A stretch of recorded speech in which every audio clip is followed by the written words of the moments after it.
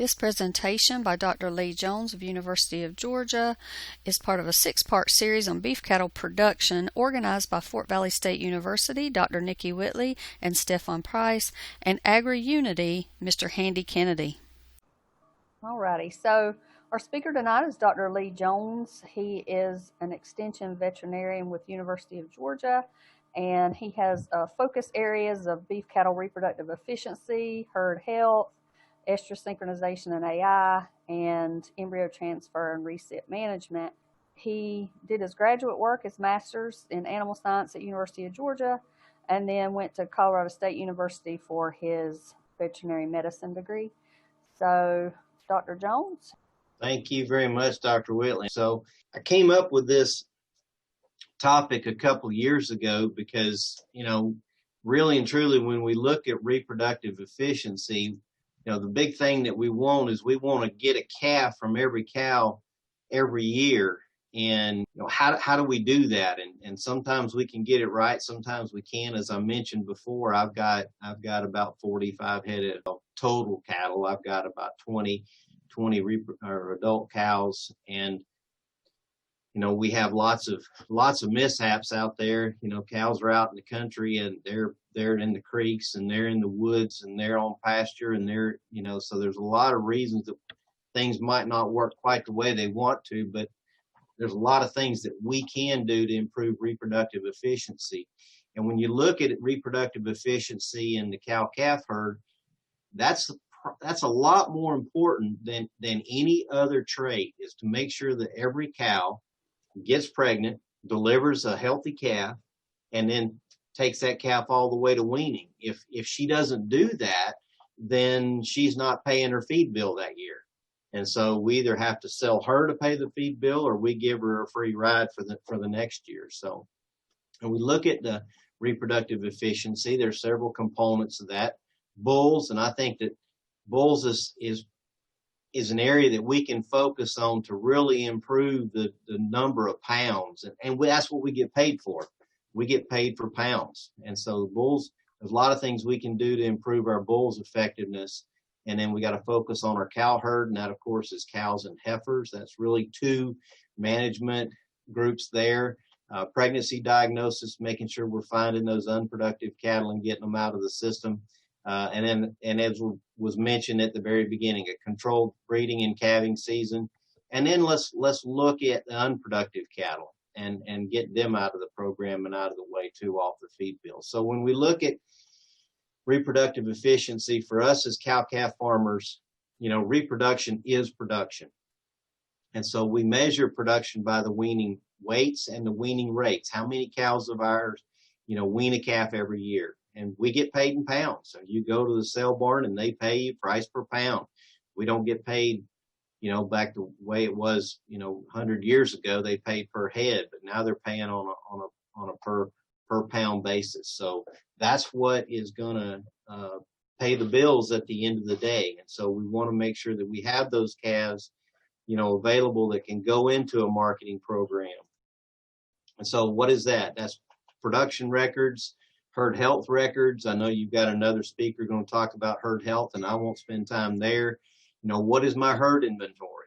And if I can identify, have ear tags on each of those cattle, that's going to help me know and keep records. Did that cow wean a calf last year? Did she wean a calf this year? I have a friend of mine, I was over at his farm, he had about 35 cows, and I just said, and I won't mention his name, but anyway, I asked him, I said, well, how many cows do you have? He said, about 30, 35. And I looked out there and I counted about 15 calves. And I said, do you have any other calves somewhere else? And he said no. And it kind of, the light bulb went off. He's like, wow, why don't I have 30 or 35 calves out there? So that was one of the things that he just, it took another set of eyes to see that, we need to be looking into this. And so we went in there and we found about 10 of those cows that were not even fertile anymore. And so we got them off the place, and he was able to replace those with some productive heifers. So we need to know what our inventory is of our good cows, and then whenever we have herd additions, you know, and we add those to our records, and we're keeping those records for production purposes, and as well as diseases. If we have problems with calves and a cow has problems 2 years in a row, maybe there's something wrong with her and she just doesn't have the mothering ability that's going to make it on our farm. This was said by a researcher 50 years ago, and it's just as pertinent today as it was then. And if you've got a controlled breeding season, the calves that wean the heaviest are the ones that are born early. That makes sense. They're the oldest ones, and the oldest calves are going to be heavy. So we need to increase the amount of cows that are bred at the very beginning of the breeding season, so that they're going to calve at the beginning of the calving season, and then produce our biggest calves. And we think about it, you know, if I've got a cow that calves 60 days after another cow, and there's a pound and a half a day difference, that's almost 100 pounds. And I've got the exact same expenses in both of those cows. Which one would I rather have? I'd rather have the cow that weans a heavier calf. It's you know, what I'm sharing is really, when we sit down and look at it, it's just common sense and those kind of things that we can do. I tell farmers all the time, I said, there's lots of ways to go out there and find money in our pasture. You know, it's almost like finding a $100 bill. If you walk out there and you can identify those cows that are going to be more productive and produce 100 pounds or, you know, a more calf, you know, per year. So we want to save those, and we want to reproduce those as much as possible. I mentioned before about bull management. Bull fertility affects, you know, one bad cow, one infertile cow, that just affects her. But one bad bull affects all the cows that he's assigned to. And you can see that an experienced bull should easily be able to cover 30 to 40 cows in a breeding season, and that breeding season might be about 90 days long. And so if he's bad, sometimes the very first time that I find out is I'll go out there in the pasture and it dawns on me, I haven't seen a calf in 6 months. Something's wrong. And then we find out that all our cows are open and I've lost because of that, something happened with that bull. So it's really important that we monitor the bull fertility, and we do that by what's called a breeding soundness evaluation, or BSE. And so if we look as far as overall selection and when people buy bulls, you know, what's the most preferred trait, I guess. And a lot of people like Angus because they like, you know, we know that the calves that are sired by Angus bulls, they tend to bring the most money at the sale barn. Heifers are second in line. Red Angus, Simmental, you can see in that left-hand column there, you know, some of the different breeds and their preferences, but we see that Angus is almost 2/3 of the bulls sold.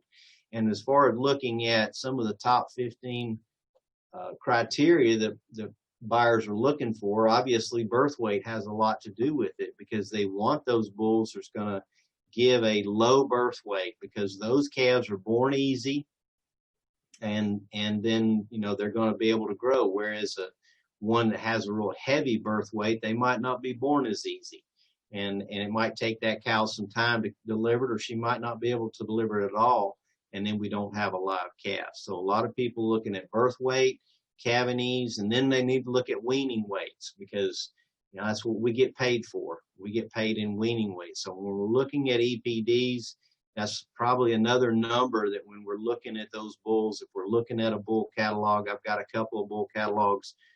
I just look. I don't buy that many bulls, obviously. I got a small herd. I don't need very many, but I always like to look. And I'm looking at those numbers and seeing, you know, who's what and what bloodlines are going to do the best.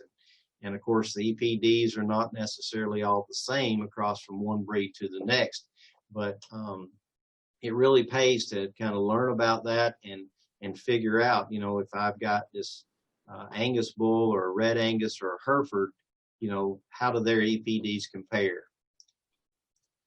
So what is a bull breeding soundness evaluation? It really is just an examination of the reproductive parts of the bull, as well as looking at a semen evaluation. And I'll show some of that. And I had a video, but I think for the sake of time, I'm probably going to pass on the video, but I can talk about the different components of this. And one of the very first thing you can see down there in the bottom right-hand part of the screen, we're actually measuring his scrotum. We're measuring his testicles. That's the semen factory. That's what it is that gets those cows pregnant.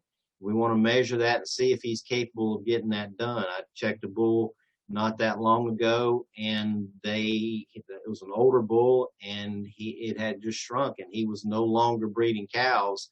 And the guy said, I haven't had a calf in a year. And I checked the bull, and in fact, he'd probably had an injury or something, or maybe just had gotten older to the point that he was no longer fertile. So we definitely recommend doing this as a yearling bull and then every year thereafter, because you don't really know when they're going to go bad. We look at scrotal circumference. We want to make sure that's 30 centimeters at a year of age. We palpate, make sure everything is normal. And then we'll do an internal examination, just not unlike a doctor would do for us as men, and, doing an examination, but we do an internal examination. We make sure that there's no defects. All of the reproductive parts right here in this picture, we make sure that everything is there. Not only is he going to be able to produce and breed a cow, but actually also deliver the goods. So we don't recommend that bulls pass a breeding soundness evaluation every year, and we also recommend that buyers that you ask for that. You say, hey, has this bull had a real honest-to-goodness breeding soundness evaluation? I've got 4 pictures of sperm cells. The one up here on the top right, that's considered normal. This one's it looks like he's got a lariat all coiled up, and that's his tail. That sperm cell's not going to swim anywhere. This one's kind of a similar deal. He's not going to swim anywhere. These, you can see the purple ones here, that sperm cell goes out, the tail goes out, and then there's a fold, and then it goes opposite. All these would be swimming backwards. They're not going to be able to get to that egg to get it fertilized. These sperm cells. Does my pointer show up on the screen? Yeah. Okay, good. So these normal sperm cells here, the tip of that sperm cell has enzymes that allow it to find the egg, attach to that egg, and then deliver the DNA in that sperm cell into the egg for fertilization. If that tip can't actually contact that egg, there's no fertilization and conception doesn't happen. So this one's not going to be able to get there. This one's not going to be able to get there. None of these are going to be able to get there. They're all going to be swimming backwards and go right out of the system. Only these guys can swim all the way to where that egg is. So when we do a breeding soundness evaluation, we need 70% of the sperm cells to be normal and 30% to be moving, progressively motile. When I check bulls, it's not unusual for me to find 1 out of every 8 or 10 bulls is actually infertile or subfertile. And that bull's costing the farmer money because he's not getting cows bred when they should get pregnant. So we want to make sure, and then be very careful about purchasing used bulls, because I checked a herd the other day that had a used bull, and several of those cows had infections. So we're doing an investigation to find out if he doesn't have some kind of a disease that he's been passing on to the cows. And this is just a couple of pictures here of this bull. An owner called me and he said, the bull, he's always breeding cows. It seemed like he's always breeding cows, and I've only got 12 cows, and so they should have all been pregnant. Well, they weren't, because the bull had gone bad. And you can see these tails are all folded, and I couldn't even find anything normal in any of these pictures. And I saved this and showed. Now the one on the left, these are pretty much normal. There's these little droplets down here, but for the most part, they're all normal. The one on the right, on the other hand, a lot of those are bad. And so this bull on the right might be lucky to get every other cow or every third cow bred, whereas the bull on the left should breed almost every cow that comes in heat. There's several studies that have come out and shown that bulls that pass a breeding soundness evaluation, the economic value, and this study out of Brazil, they went into a herd and found out that almost 1 out of 4 bulls was not fertile. And when they took those bulls out and replaced them with bulls that did pass a BSE, Their calf production increased by 31%. 31%. Can you believe that? That's a lot of doggone calves. In other words, the bulls that went in produced 14 more calves per bull, and the cow production increased 24 kilograms, is equivalent to about 50 pounds. And that's nothing more than just getting that cow pregnant earlier and her having a heavier calf at weaning. So finding bulls that are fertile is going to get more cows pregnant, get more cows pregnant sooner.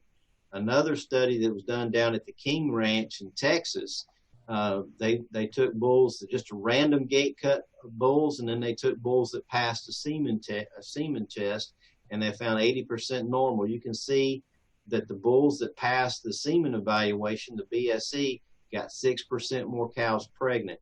That's a lot of cows, because in this group they had over 675 cows, but there was almost 80 more cows pregnant. If I do that math right, there was almost 80 more cows pregnant. And over here, same deal in year 2. They got 5% more pregnant. Now started out with fewer cows in each group, whereas this group over here was closer to the same number. But very important that these bulls be fertile when we turn them out, because they've got a job to do, and that's get those cows pregnant and produce calves. And if they're not up to the job, we need to know that and get somebody in there that can get it done. So the impacts of fertile bulls on our herd: it improves the number of cows calving. Like I mentioned before, calving is producing the calf, and calf is the weaning. That's what we get paid for. Increases the percentage of cows bred early in the breeding season. That influences the number of pounds that I'm going to be able to wean. So it increases the pounds of beef weaned per cow and per herd. And not only that, but his daughters, when it comes time to pick out my replacement heifers, his daughters are going to be the ones that are going to be heavier. They're going to be a little older. They're going to have reached puberty. And I'll talk a little bit about heifer selection a little later, but those are the ones that are going to be the replacement keeper kind. And so a good bull is going to affect my herd a couple of different ways. One is producing a lot more pounds of beef, but secondly, leaving his influence in the daughters that he leaves in my herd. So he's going to benefit my herd two ways if it's a really productive fertile bull. So if we can, we're going to spend a lot of money or look for that bull that's got a lot of genetic potential. We want to make sure that he's going to leave the influence in my herd. Replacement heifers. When we look at the goals for our replacement heifers, we want them to calve early as a 2-year-old. I know traditionally we've thought about maybe waiting until they're a 3-year-old, but we lose so many years of production if we wait for them to calve first as a 3-year-old. So we want them to calve as a 2-year-old. We've already lost, we think about, if I keep that heifer, then I didn't get to sell her. So there's income. The next year when we're breeding her, then we still had, didn't sell anything there. So I can't wait another year. I need her to have a calf so she can start paying her way. We want that heifer to calve unassisted. That's a good nutrition program and sire selection, calving these bulls. We want her to probably achieve about 80% mature weight. That's, of course, assuming that we know what our mature cow herd body weight is. And then their genetic selection tools. And I'll talk a little bit about a research project we did at the experiment station down here in Alapahaw in just a minute. But heifers that calve early, this was done at the Meat Animal Research Center out in Nebraska, where they calve out, hundreds of heifers every year. And what they found is that the heifers that calved early, if you look here at this graph, the heifers that calved early, they weaned heavier calves the first year, then they weaned heavier calves the second year, third year, fourth year, fifth year, on out to calf number 6, and about calf number 7 is when the other cows finally caught up. So those heifers that calve early have a longer lifetime and a better lifetime production than the heifers that calve late. You can see these heifers that calved late, they started out in the hole. They eventually caught up, but they gave up all those pounds over those years. And so, like I said before, there's opportunities in our cow herd, looking at our cow herd, to where farmers can actually improve production. It's the same, we have the exact same expenses, but we've got better returns. And that's the important thing, is that we get good return on our effort and good return on our money and good return out of our cow herd. The genetic testing that maybe some of y'all have read about in some of the beef magazines that are out there, and livestock magazines, we sampled 27 Brangus cross heifers at the Lappaha experiment station. And we did what this Neogen Igenity beef does is it breaks the heifers down into 4 quarters, and so it breaks them down into 4. So the top fourth, the second fourth, the third fourth, and the last fourth. But you can see down here, and I'll just take home message that we found. So we did the Neogen study, and then we Preg checked those heifers. And the heifers that were ranked by the genetics, ranked in the top quarter, got bred the first. They got bred quicker than the bottom end heifers. And so then we looked at the money, and those very first heifers, by the time they calved and weaned a calf, they made about $55 that first year. Whereas the heifers that were in the bottom quarter, what they lost over $100 their first year. So that replacement heifer, using the genomic testing that we found was in the bottom quarter, those heifers were already starting out of the gate losing money. They were already losing money. They fall into this group right here. You see that lower bar right there. So the genetic tests are about $25 to $30 a head, but it might give us some tools to be able to find the good ones faster. Because otherwise, what do we have to do? We have to breed that heifer, get that calf weaned, breed her back, get that calf weaned. It's her second, third, fourth calf before we ever find out if she's any good. And so these may be tools that help us find those better heifers faster. You know, if we're looking for those, and this is just the traits you can see here: birth weight, calving ease. There's other traits, some production traits that might go if you're in a marketing program that's looking for specific kind of beef traits. You know, there's some other traits that a person can pick out, but these are just the traits that we looked at in that study. So if we're selecting heifers, you know, we want to select the best heifers for longevity and productivity. You know, those heifers, we want to make sure that we find the good ones. Will they be able to achieve puberty and breed early? You know, will she need assistance at calving? You know, we want to make sure she achieves puberty and breed early, and we want to make sure that she calves as little assistance as possible. Do they have the disposition or temperament? You know, that's a big thing. The older I get, the less excited I am about rodeos. I don't really care for any of that kind of stuff. So it used to be fun when I was a younger man, but these days it's just like I'd much rather deal with cows that are a lot calmer and easier to be around. The genomic tools appear to be helpful. And actually, believe it or not, there may be times it actually be made more economical to actually buy heifers than raising your own, depending on your enterprise. And that's more of an economic study. But after all, it is all about economics, because, you know, we've got to do what we need to do sustainably and economically. Are there any questions at this point yet? I'm not monitoring the chat box, but if there's any questions, I don't mind answering them through the program.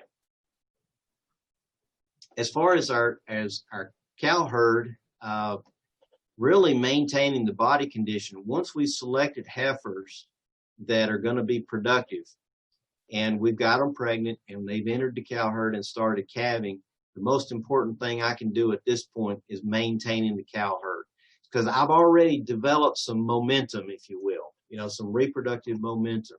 And so that's what I want to do. And of course, maintaining the body condition is all about nutrition. So I want to make sure that my nutrition program is meeting the need. A lot of time when we talk to farmers will tell me, well, my protein had this my hay had this protein level. And that's good information, but it takes energy for that cow to milk. It takes energy for her to replace her body condition score stores so that she can cycle back and get bred back again. And so it's very important to understand not just what our protein in our feed is, but also what our energy level is. And if you have a nutrition component of this series, and I'm sure you're going to talk about how important energy is to reproduction and fertility. So I want to make sure that my cows calve in pretty good body condition score. An average body condition score of 5 or even 6 is slightly better. I want to make sure that biosecurity, I don't have anything or brought anything into my herd to cause a problem, controlled season, and then I'm going to talk about pregnancy diagnosis in a few minutes. So what's her job description? You know, she needs to get pregnant calf unassisted, deliver a healthy calf, wean a calf. Really about 50% of her body weight is my goal, what she should wean a calf. So a 1,200 pound cow should be weaning a calf close to 600 pounds. Of course, that's about 7 to 8 months of age. She needs to do it every year with very little assistance and do it efficiently. We talk about, you know, body condition score. Body condition score affects the colostrum that calf gets. Not only affects the colostrum, it also affects whether or not that calf is going to be born vigorous, and I'll show some of that in a slide in a minute. But cows with a body condition score 6 at calving, they return to heat faster. And they have colostrum. First milk, you know, God designed these calves to come out and get up and nurse that cow, and that colostrum has a lot of high antibodies, and the antibodies are absorbed by that calf, and that calf's immune system, that's the first 30 days that those antibodies take care of that calf, the immunity for the first 30 days until that calf's own immune system begins to take over and get fully functional. So Dr. Jones. Yes. Okay, are you going to talk about how the body condition score, or at least that it's 1 to 9 or 0? There we go. Okay, thanks. Yep. You're ahead of me. I need you to cue me in about a slide or two from now. Yep. So I will. So yes. So the body condition score, like I said, it may not be precise, and of course sometimes we got winter hair coat, and it's a little hard to see if those cows are full or thin. But look here at when those cows come back in heat. So a cow that's in body condition score less than 4 or 4 or less, you know, they're not even cycling when I turn that bull in. But a cow that calves in a body condition score of 5 or 6, you know, they're at 90 days when I turn that bull back in, almost 90% of those are cycling back. And that's how we keep that momentum going. That's how those cows breed back and have a calf every 12 months. I know some farmers think that if they restrict the feeding on a cow, that's going to help that calf be a little smaller and have an easier birth weight. Well, to a point, that's true. But what happens is if we have a low, if we have a low nutrition program versus a high nutrition program, the calf body birth weight is slightly smaller in the low nutrition program. But look here at the dystocia, the calving problems. My calving problems go up because that cow doesn't have the energy to push that calf out. And then my calf survival, you know, at birth doesn't really change that much. But look here at weaning. I lose more calves in the low nutrition group than I lose in the high nutrition group. So overall, it looks to me like, you know, if we feed those cows adequately, we're going to wean more calves, and we're not going to save ourselves any calving trouble by restricting the feed on those calves to try to make that calf smaller. So we actually cheat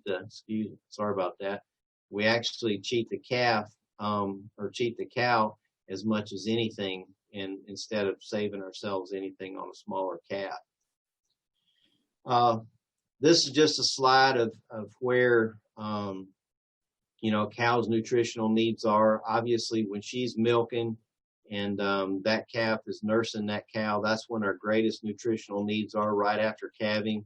And then, of course, right before calving, when that calf is growing, the biggest, that's when they need a lot of nutrition too. Nikki, do y'all have somebody coming in talking about nutrition? Yes. Okay, perfect. So I won't steal their thunder, but this is a really critical time to make sure that the cow's nutrition program is adequately covered. So body condition score, this one on the top left, that's a 3. You can see she's even though she's got winter hair coat, she's got some ribs showing here, even down the side.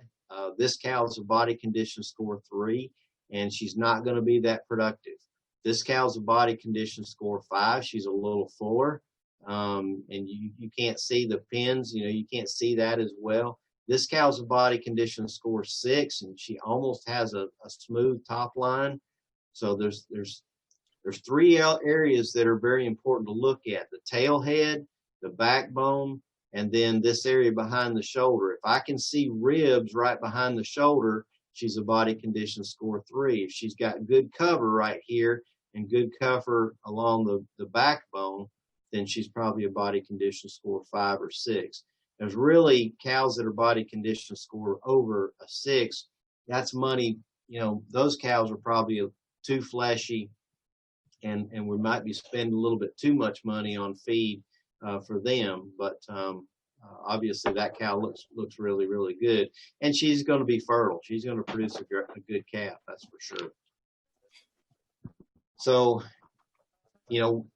forage-based systems, like if we're trying to do grass-fed beef and that kind of thing, that is really critical that we manage our grass and make sure that cows are calving, when we have plenty of grass, because that's the nutrition. So we may still have to supplement something like cottonseed or soy hull pellets or something like that, depending on the condition of grass. We don't, back here, there's grass. There's some dog fennel back in there too, but you can see that the grass is kind of grown up all the way around that hay feeder. But, when we're in this is one of my pastures, but, we don't always have grass quite like this year round. We wish we could, but we need to know what a pregnancy information on those. I'm going to talk about pregnancy diagnosis. Stocking rate is huge. We talk about in the Southeast, we can run 1 cow per 2 acres, but not all 2 acres is the same. 2 acres of woods versus 2 acres of marshy area, 2 acres of coastal Bermuda grass, 2 acres of bahia, that's not all the same. So we need to know what our stocking rate is, and then make sure that we don't overstock. I've seen some situation where farmers have too many cows and too many cows on too little resources, and we don't get our full production. We don't wean as many calves. We wean lighter calves, and we end up having to sell it at lower prices. Fetal programming, I won't really get into this a lot, but cows that are fed adequately during gestation, during pregnancy, those calves have higher weaning weights as well as weaning rates. In other words, have more calf survival. The steers, if you happen to retain ownership, and I sell directly to customers. I feed out about 10 to 15 steers a year, and I sell through my local locker beef. And I want to make sure that the calves that I sell grow, and because I sell hanging weight, so they have to have a really good carcass, good marbling, and it has to be heavy. So that's one of the things that I want. So I want a good rate of gain. And then, of course, we talk about puberty and heifers. I need my heifers to be able to reach sexual maturity and breed at 24, breed so they calve at 24 months of age. Know well the condition of your pastures. I mean, that's out of Psalms. Know well the condition of your flock. Overgrazing, that's stocking rate. Is I'm just going to hit on it because it influences fertility. Fewer animals. So I've already mentioned this. I'll just actually skip that slide. So the main point when it comes to feeding cows and maintaining body condition score, cows are maintained in good body condition. The calf has sufficient resources for growth. calves are born healthy. There's low incidence of calf diseases. She's going to produce sufficient high-quality colostrum for that calf to get up and nurse within that first 8 to 10 hours of being born. She's going to cycle back after calving and breed early.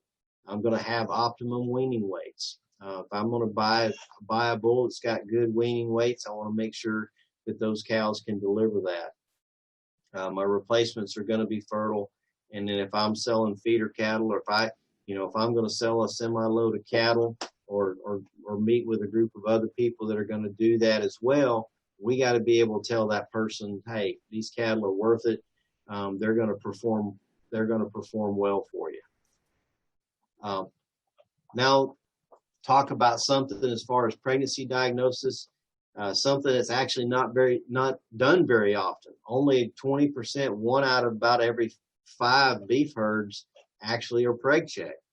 And then as for our small groups, there's only about 1 out of every 8 small herds check their cows for pregnancy. So we've got cows out there in our pastures that are not delivering every year, and we're not measuring. We're not out there finding those unproductive cows.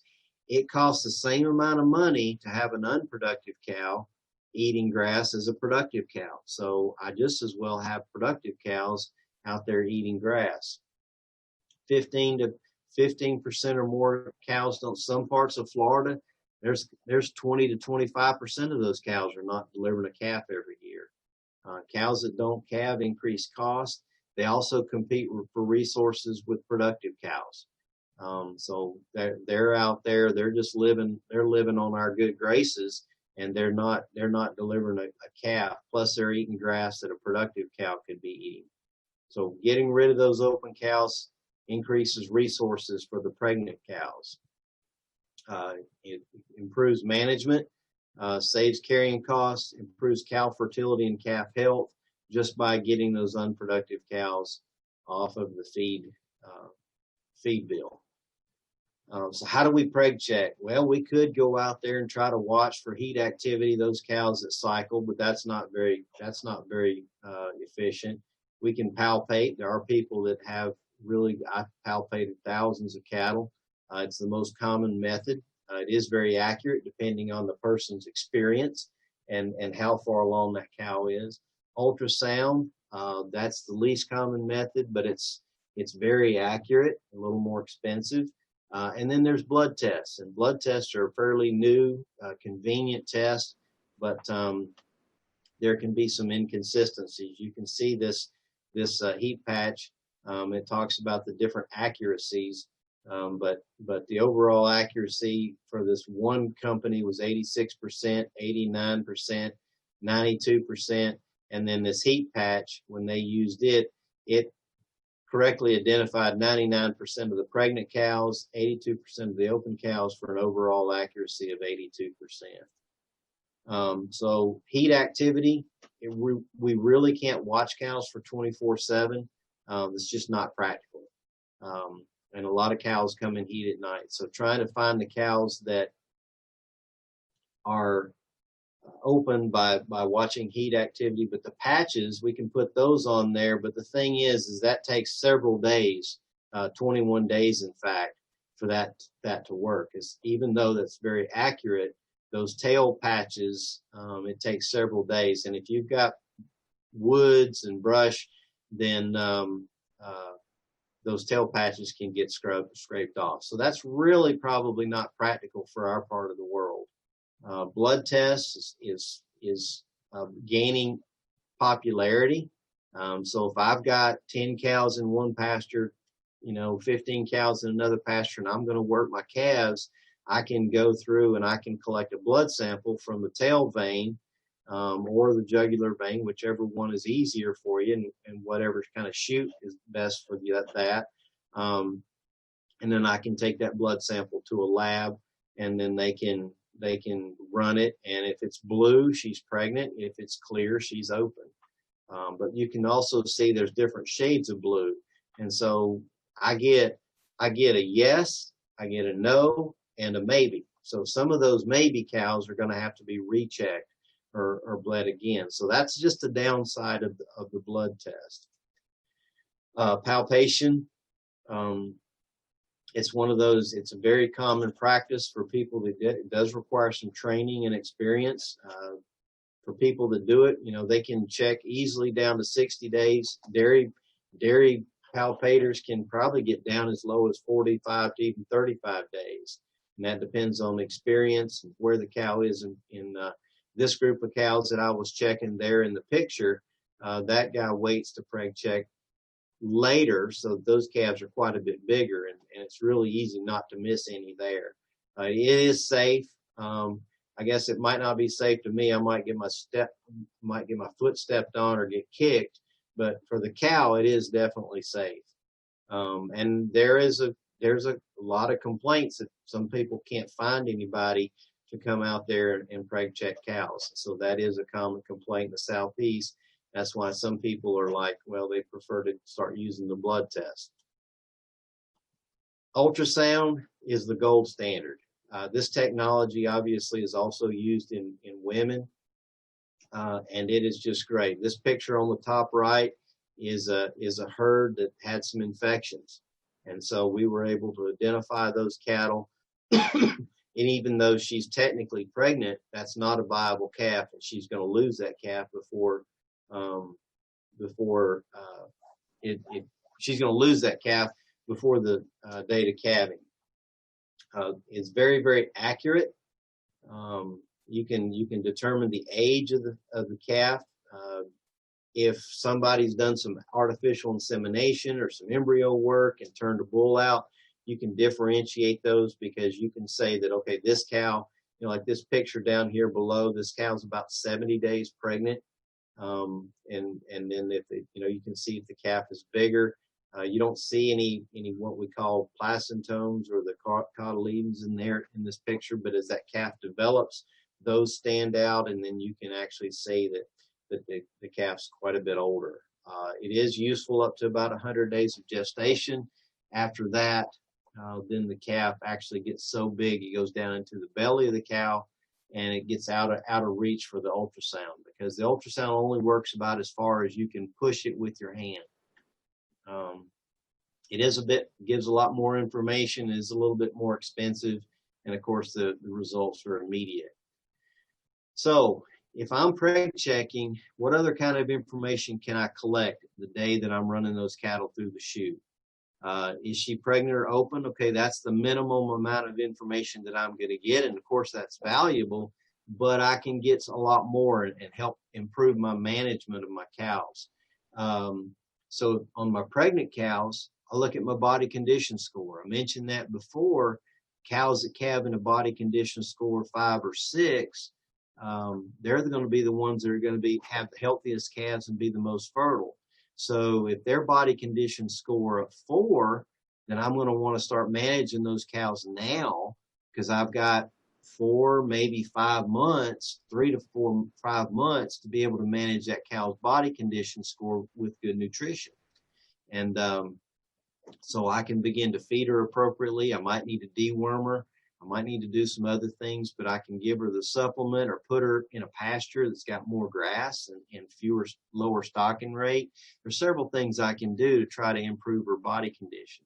When she's going to calve, age of gestation is very helpful, especially in heifers. And so I know, if she's going to be calving when she's due in the calving season. It's very important if I'm going to market bred cattle, if I'm selling replacement heifers.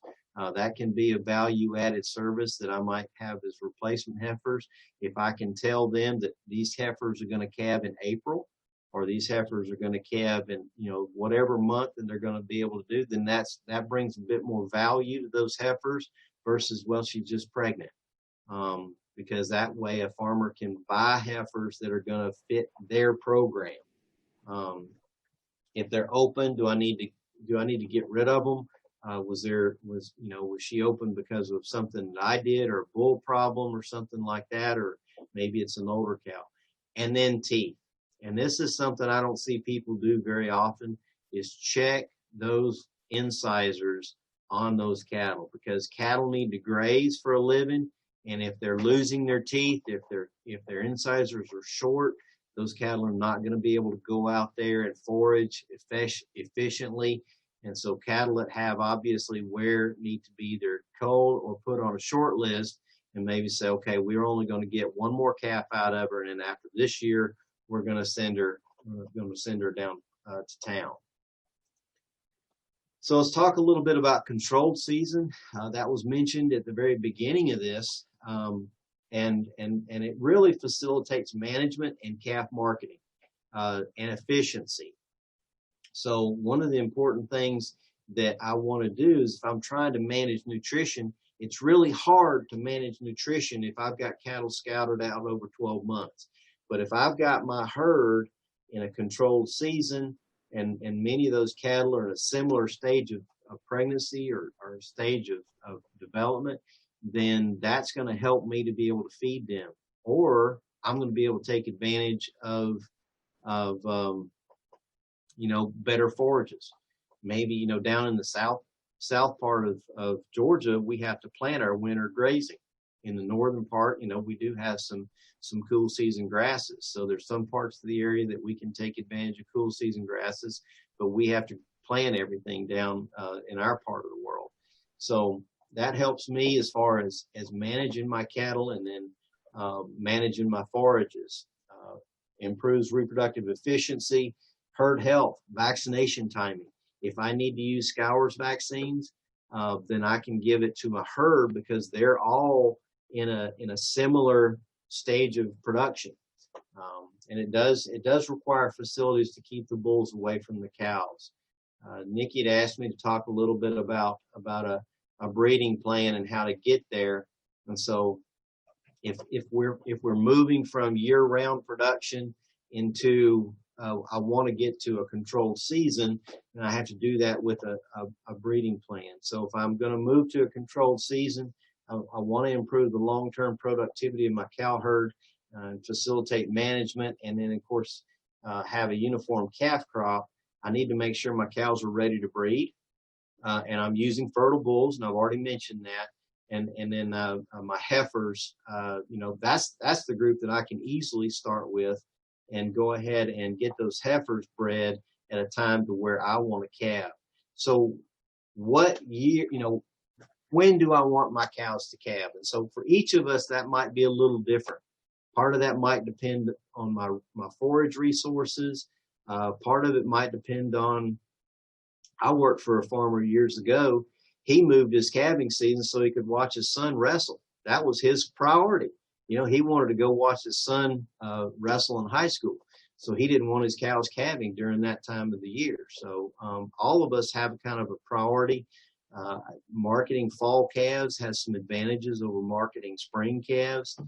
So there's things like that. If we're trying to get into a niche market, we might want to look at, when do I want to have those calves. So this diagram right here, the schematic, kind of shows how I can move from a year-round calving season to a controlled 90-day season. So I take the bull out here July the 4th. So Independence Day, I take the bull out, and in September I go Preg Check everything.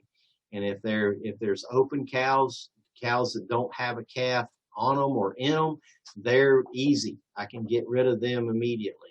And then I wait and I turn the bulls back in 6 months after I pulled them out, or about Christmas time, 1st of January, and I leave them in there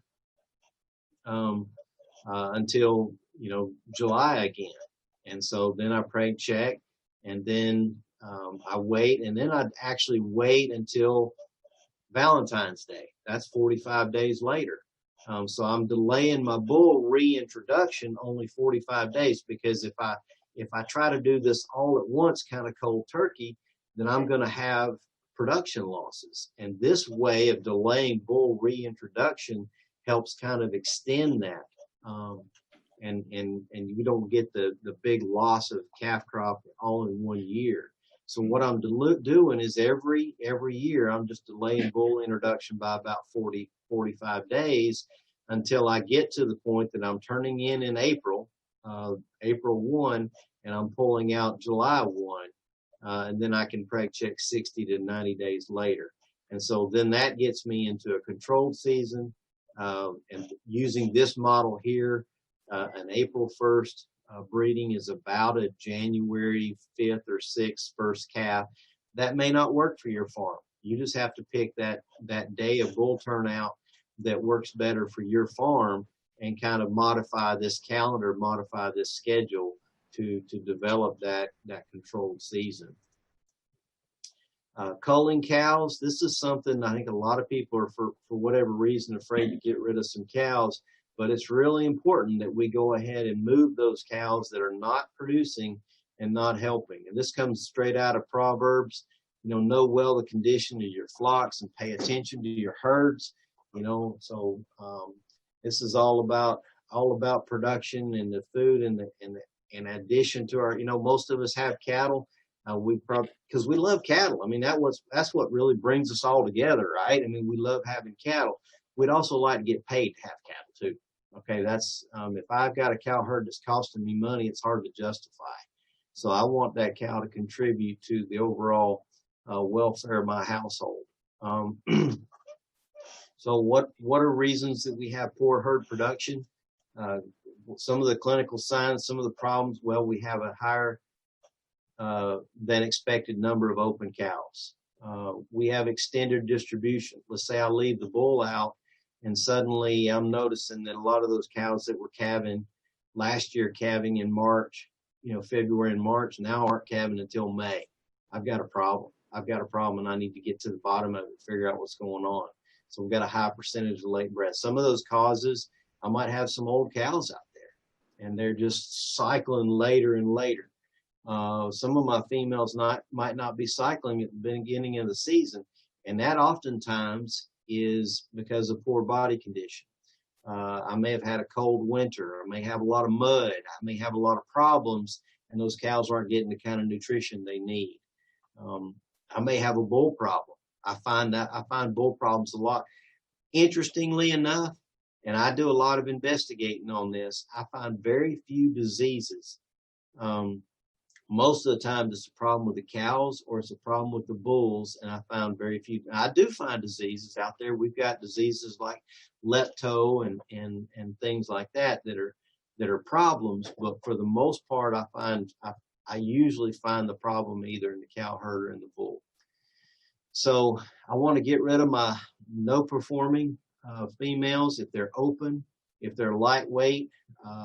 They throw lightweight calves, and I've thrown in some lambs here because I gave part of this talk to a sheep and goat group. But if they've got lightweight calves, I might have a milk production problem. If she has a calf that's only 100, if it's much as 100 pounds below a lot of the other cattle, there may be something wrong with her. Part of her bag might not be working. This cow's got some bad teeth. If she has sick calves, especially if you do that, she does that 2 years in a row. I don't need that on my farm. I can just get rid of her and replace her with a better one, and I don't have to worry about treating that sick calf and potential for losing it. Of course, bad disposition cows, like I mentioned, I have a zero tolerance. I've gotten to a point where personally I have a zero tolerance for that kind of excitement, and I'd rather have some other types of excitement. So trait selection, obviously we want her to wean a healthy calf every year, and I forgot to change this, but yeah, it's 50% of mature body weight is a really good goal, and then obviously as they get older they're going to get less productive, but it's really good that we have cows that have longevity. When I say age, I'm thinking in terms of 14, 15 years old. Those cows should stay with me at least that long. Bad bag, if that calf can have difficulty nursing, then he's not going to get colostrum, he's going to get scours, he's going to get sick.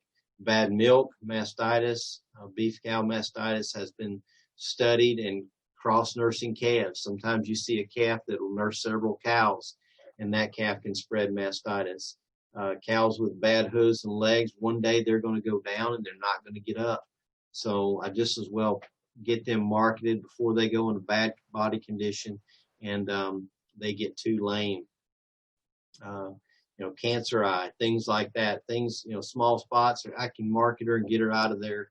But if there's a large growth, they're not going to give me anything for her. And I'm either going to have that surgically removed or she's going to be condemned. And of course, bad teeth. And then I already mentioned attitude. And so there's some, that's probably on the edge of what I would consider potentially bad, because that calf would probably be able to nurse this okay, maybe, but if it's a little bitty calf, he's going to have a hard time nursing. Kind of anything that's sick, of course, that's a no-brainer. Not something not thrifty, poor producer, unproductive, something that's high maintenance, stays thin, may not breed every year.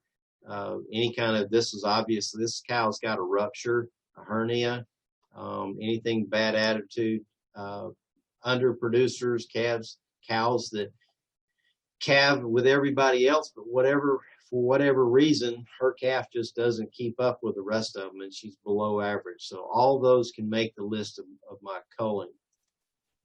The benefits of culling, I've got more resources for productive cows. Obviously my productive cows are going to be more fertile, heavier weaning weights, so just less maintenance and healthier cows and calves. So in closing, reproductive efficiency, more cows isn't necessarily better. I want to match my cow numbers to my resources. I really want to put the focus on fertile bulls. I want to make sure that I'm picking out bulls that's got the genetics I want, and then I make sure that they can deliver on those genetics and leave that influence in my cow herd. I want to maintain good body condition in my cow herd. I want to select my better heifers, and that's going to have long-term benefits and influence in my cow herd. Get rid of unproductive cows helps me focus my resources on the good ones. And then I just need to decide what's optimum for my farm. There's not a one size fits all. Now, if I'm going to work with another farmer and we're going to try to do some co-op marketing on our calves, we're going to work together.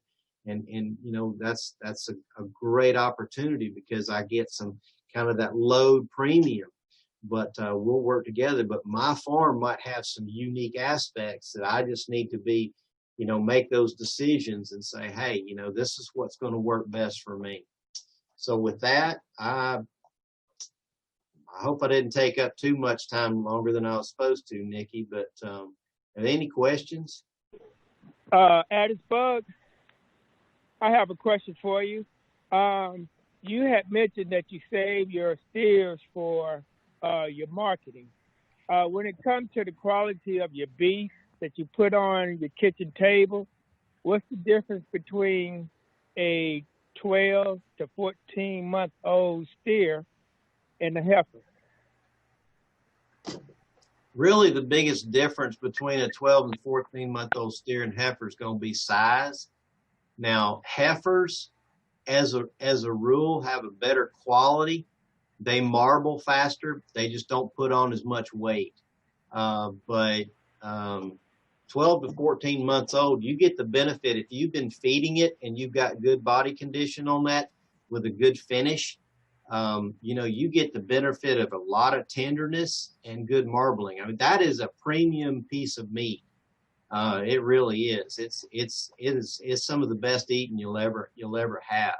At that age, if you're less than 20 months of age, tenderness is not going to be a problem.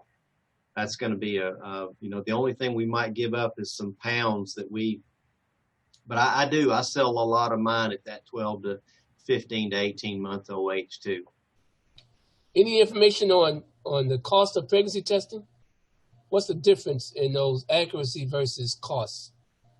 That's a really good question. Yeah, and that's a really good question. The blood test is probably going to be somewhere around $2.50 to $3 per test. It takes about a 24 to 48 hour turnaround. Palpation, rectal palpation is probably going to be in that $4 to $5. Ultrasound's probably going to be in that $5 to $7 per head. Those would be, and part of that is going to depend on the number of animals, the amount of time it takes. And of course, those heat patches only cost $1.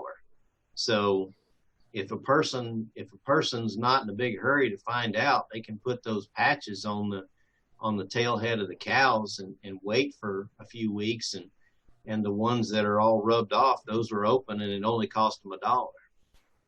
Let me ask another question regarding pregnancy checking. If a farmer has been running a year-round breeding season and is reducing it back down to, say he's back to 4 months, how many times and at what stage do you recommend he do the pregnancy checking? I would, you can reliably Preg check, 60 days after the bull's pulled out. But if you wanted to Preg check, like if you wanted to accelerate the program and Preg check twice, probably would do that at 6 months intervals. I usually just recommend, once a year, 60 days after the bull's turned out. Yeah, is probably the most common recommendation. Of course, in that calendar, 60 days after bull is the first week of September. And that was miserable hot, where we were. So I don't know how many. I think most of us would probably rather be working cattle this week when it's a lot cooler. So sometimes we have to think about those things too, not just for us, but obviously for the welfare of the cattle, also. We need to be thinking about that. You made a statement about 1 cow per 2 acres, I believe. Is that in the grass-fed market, or that's just a normal for any breeding that you're doing? One cow per 2 acres is pretty standard for the state of Georgia, but again, that a little bit of that depends on, Alfred. A little bit of that depends on the kind of grass that I've got. And if I'm doing a really good job of either fertilizing or rotational grazing, because some grass varieties can't handle that heavy grazing. Some grass varieties like coastal, during the summer will grow, if it's got rain, will grow very well. But 1 cow per 2 acres. And then if you're going to do a grass-fed program, you're probably going to want to put those steers on about one calf per acre for the grass, because they obviously need to have some of your best grass if you're trying to grow them and finish them on grass. But one cow per 2 acres is kind of a standard rule of thumb, is that's 2 acres of actual grass. I had a couple of questions online. How likely is it for cows to have twin or more calves at one time? It depends on the breed. There's some cattle like Simmental and Gelbvieh. They're going to have twins more often. Obviously, Holstein dairy cattle have twins a lot, but Angus, it's maybe like 1%, 0.5% of those cows have twins, and that is also really kind of the maternal lines. It's not unlike, women. You find that they have ancestors, or they had, their grandmother, they have twins. So it's also a genetic component for twinning, and a nutritional component.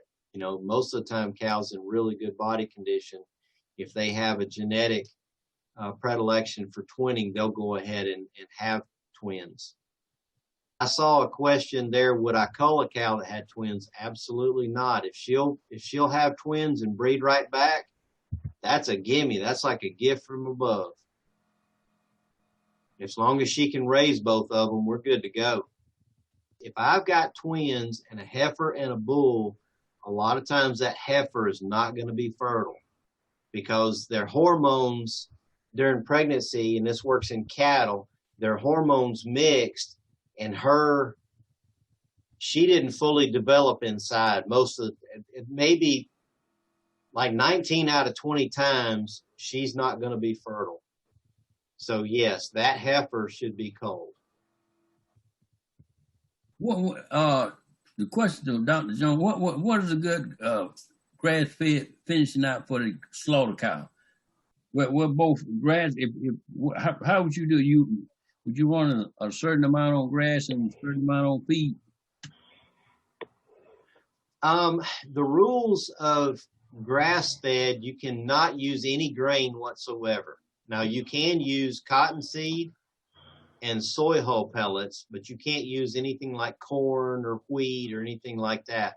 But you can actually feed cottonseed and soy hull pellets and grazing for grass fed.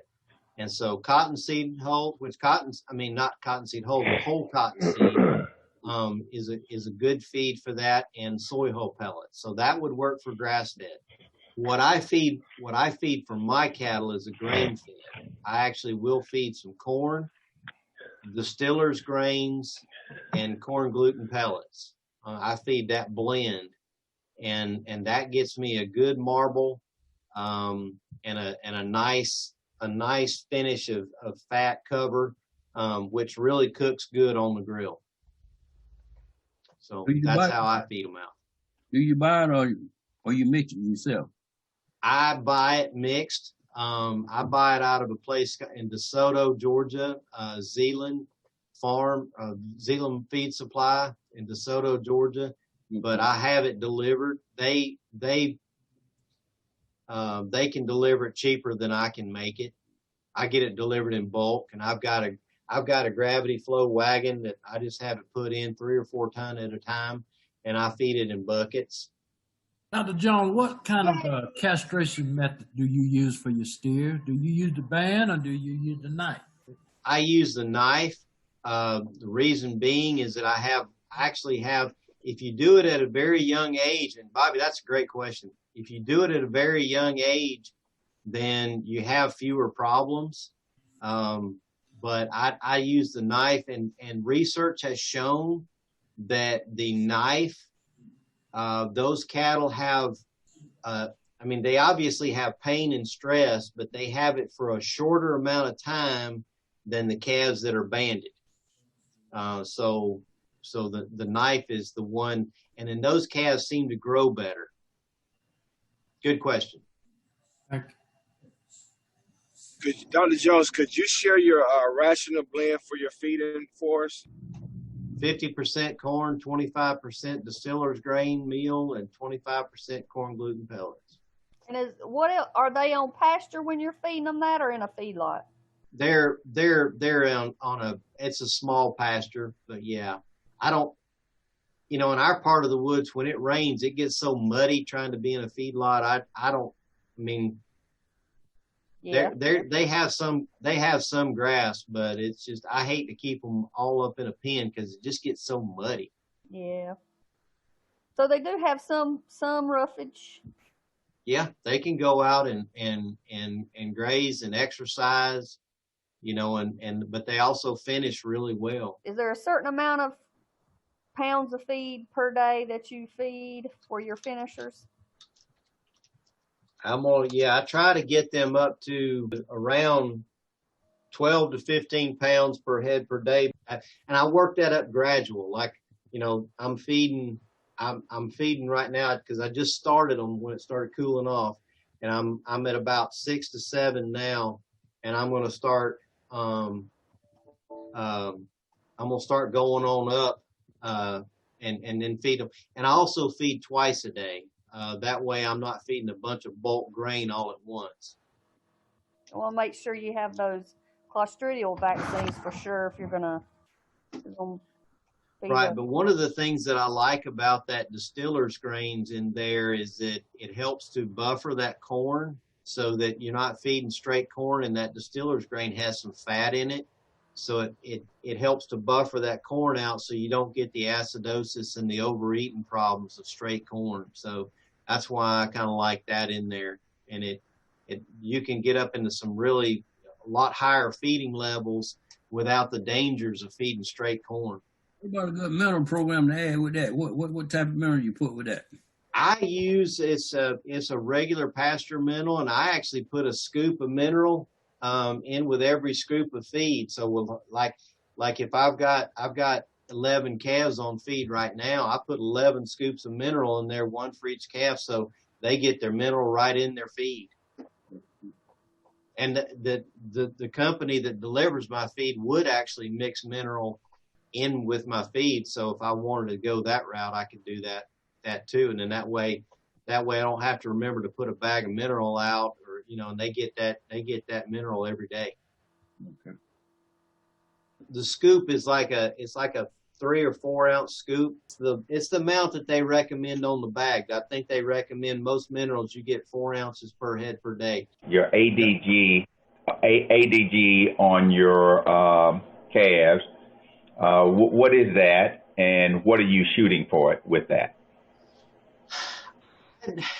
Paul, I'd really like to, if I can get my calves that I'm trying to fatten, if I can get them up to about 4 pounds a day gain, because they're getting grazing, they're getting hay, and they're getting feed. And of course, I'm not going to get to 4 pounds unless I'm really pushing the corn to them a little higher level. But obviously, the heavier they get, then the quicker they're going to be able to go to market. Mm-hmm. Okay. Dr. Jones, this is Paul Copeland. I have a question about the scrotum size of a bull that you're going to test, and the age that you should test that bull at. Is it 15 months, or is it a year, 13 months to do a test with that bull? Yes, so that's a great question. Like if you're raising bulls and you want to know, so you can start doing scrotal measuring about 12 months of age, but most bulls, if you're going to do a breeding soundness evaluation, some highly fertile breeds, Angus and early maturing breeds like Angus and Heifers may pass at 12 months, but most of the time I find out those bulls between 13 to 15 months is when a lot of them will pass. I still have a few that require a little bit more time. So like I'll go into, I go onto farms and we start testing the bulls for people that raise bulls. We'll start checking those bulls around 13 to 14 months of age. And what I'll do is I'll find about 3/4 of them are good. And then we'll have 1/4 of them that we'll have to come back and recheck 30 to 45 days later. Some of those bulls will have gone ahead and matured and passed a breeding soundness evaluation. And then some of those bulls they just don't get there. So we look for 30 to 32 centimeters at 12 months of age. We really want to be at 32 centimeters by 15 months of age. But I find that a lot of bulls that are smaller than that, they're later maturing, and their daughters are later maturing too. So those are not really bulls that I would recommend using in a program, especially if you want to keep replacement heifers.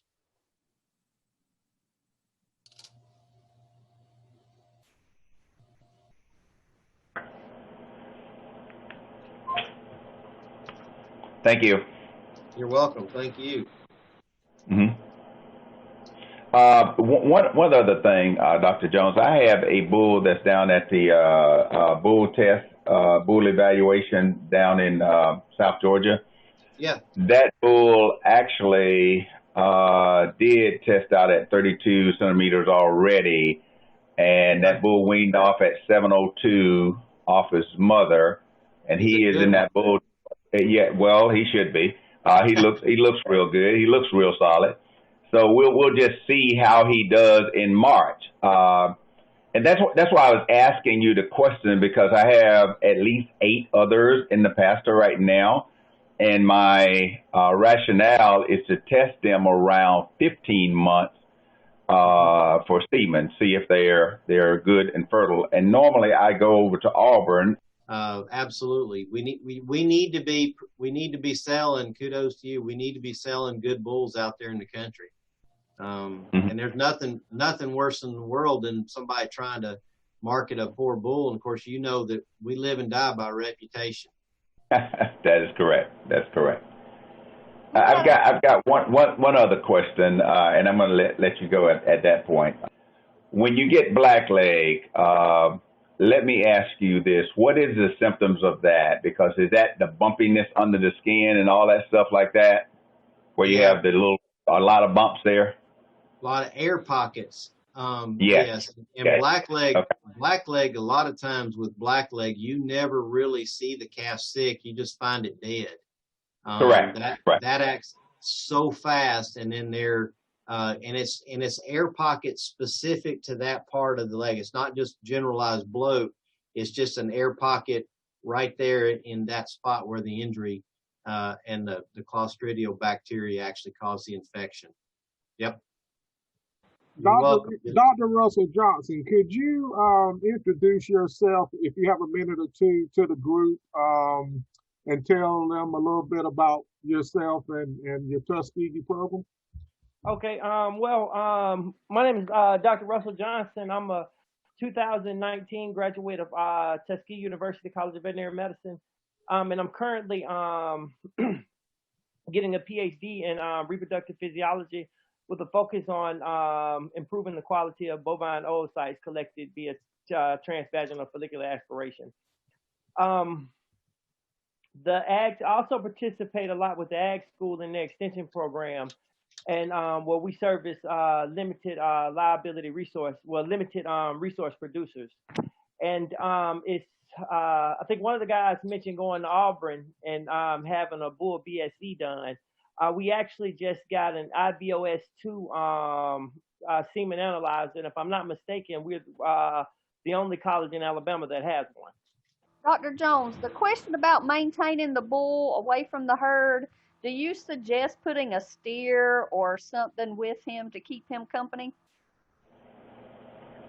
You know, it really depends on the bull. Some bulls don't mind if you got a one bull herd. Some bulls don't mind being by themselves. Other bulls don't like that. But anytime you've got multiple bulls or in a pasture, a steer might be okay, because the steer, then you don't have those two bull conflicts with the steer. But you could put an old cow in there with them, or somebody to keep them company. That could work. Most of the time, when I've got really adequate, good fence, then the bull they've settled down into their bullpen. Hey, Dr. Jones. Yes. A good fence to keep a bull in, because I always hear farmers say they can't keep him up, or they put him up and he got out. What's good recommendation for fencing for a bull? I like a net wire fence, or really good tight, barbed wire. But I mean, some bulls don't respect either one, but they will respect electricity. Okay. If you've got the capability of putting up electric fence, bulls will respect that most of the time.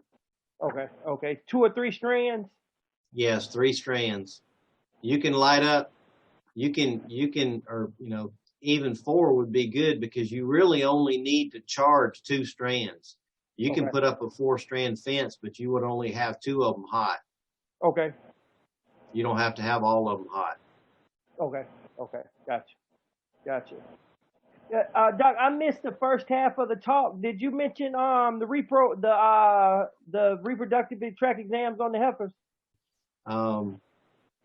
And yeah, one of the things that we like to do is, if we've got a group of heifers that we're thinking about breeding, is we can go palpate those heifers, and by feeling their track, you can see if they're mature or not. And if they've reached maturity, then your chances of getting them pregnant are obviously pretty good. If they have not reached maturity, then we may end up either having to delay breeding or use an estrus synchronization program that will actually help them to come in heat faster. So we palpate the tracks, we see if they're cycling, and then we can make some breeding decisions from that point. we appreciate your time, Dr. Jones, and he put his email address in the chat box. You can also contact any of us, Stefan, Stinson, Bobby, any of the your county extension office, and they can help you get in touch with Dr. Jones as well. And you can search for him online, UGA, Dr. Lee Jones, and his contact information shows up there as well. So he mentioned he's more than happy to answer questions with that contact information. So feel free to use that resource. Yes, and thank you again, Dr. Whitley, for the invitation. It's been fun. Thank you, Dr. Jones. Appreciate you coming in and doing this for us. It was greatly needed. And thank you, Stefan. Enjoyed it. And we look forward to working with you again in the future. Absolutely. Absolutely.